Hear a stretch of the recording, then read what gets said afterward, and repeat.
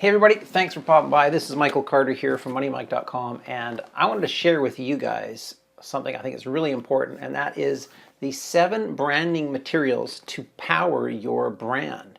Guys, you're in business for a reason. You want it to be around for as long as possible, so there are things that you need to do to help yourself stay at that level of success or even get to that next level. As you know, a logo is, a great branding tool. It's the representation for your company. Any other materials that you create, okay, are going to have an impact on your brand. So it really is important on how you're communicating that to the public. You want to have a good impression set upon your customers. If if you leave them with a bad taste in your mouth, they're never going to come back, and they spread the word. And as you know, bad news can spread quickly. So this isn't to be negative, but just have an understanding that it really is important, for branding yourself. Now, let's have a look at logo. When you're trying to brand, a logo is very important. Okay, it's what people are initially going to remember, and you see this all the time with various companies. Okay, the first thing that any business creates, should be a logo, and you want to put some really good effort into that logo. Make sure it represents your company, okay, and your company's philosophy. Put some thought into a logo. Okay, don't just boom, create something in a few minutes and expect that to be your logo. You're going to go through various stages of logo creation. Okay, I know it just sounds simple, like, oh, just create something here quick, draw this out. And it's not so. You're going to go through various stages. Make sure you hit that, and you can even take a logo and have a public perception of it. Okay, you can do a survey, see what people think of that. It's a great way to get some good input. So the next thing, number 2, we're looking at the font. If you go and think of something like yahoo.com, okay, you envision their font. Okay, it's a very pronounced font. People remember it, and that's why they do it. Okay, you have to be memorable. Most brands do the same thing. If you think of like Coca-Cola, Nestle, okay, they do this for a reason. Okay, everybody knows their brand. It's very, very memorable. So that's what you want to do. You want to have a font that identifies your business. Okay, and obviously don't copy these. You can't do that, but you want to stick out. Okay, they want to be able to identify your brand by your font. Okay, so keep that in mind. Spend some time on that as well. Don't rush into anything. Again, number 3, icon. People overlook this. Icons. They are very beneficial because at times you may not be able to use your logo in certain situations. For instance, on a website or web page, at the top you may have an icon. You're not going to be able to fit your logo so small into that tiny icon at the top of the screen, and that is a great way to brand. It makes a company look professional when you have that icon on your screen that pops up. You may want to create an icon for like a plugin. If you notice on web apps, or the icons are quite small, so you may not be able to put your logo in there.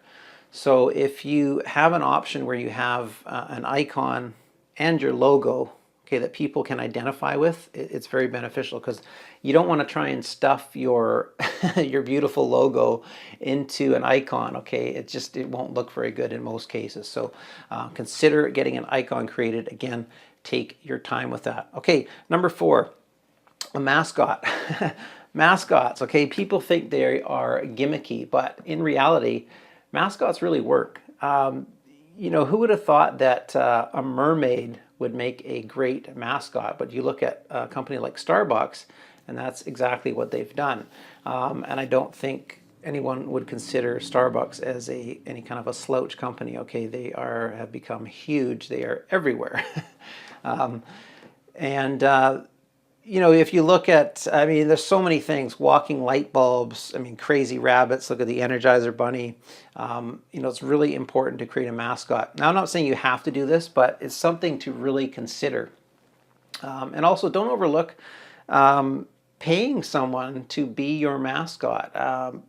actually down near my place here, quite often I see, I won't mention the name, but it's a tax company, and they have someone in a suit always out there in busy streets, waving, and it's crazy, but it's memorable. Okay, I remember the logo, I remember the company, so this stuff does work. So consider a mascot.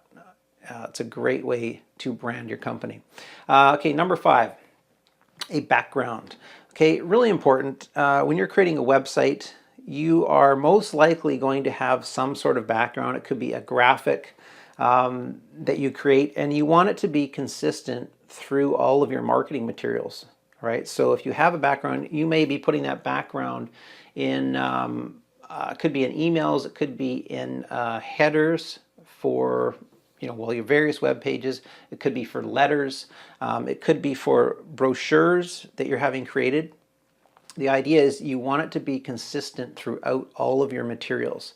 All right, so that's really important. Okay, so let's move on to number 6. Okay, number 6, video intro and outro. Okay, hopefully, okay, please tell me you're using video for your business. If you're not, you need to start doing this.